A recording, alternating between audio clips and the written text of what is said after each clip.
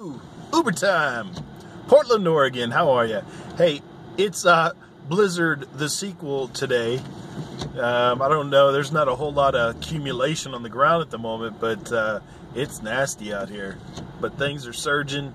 5.5, anyway, it's a nice night to be out. I'm comfortable driving. I drove professionally.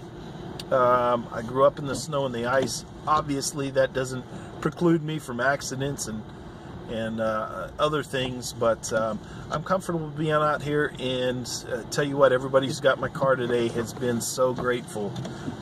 Some of the buses have stopped running, and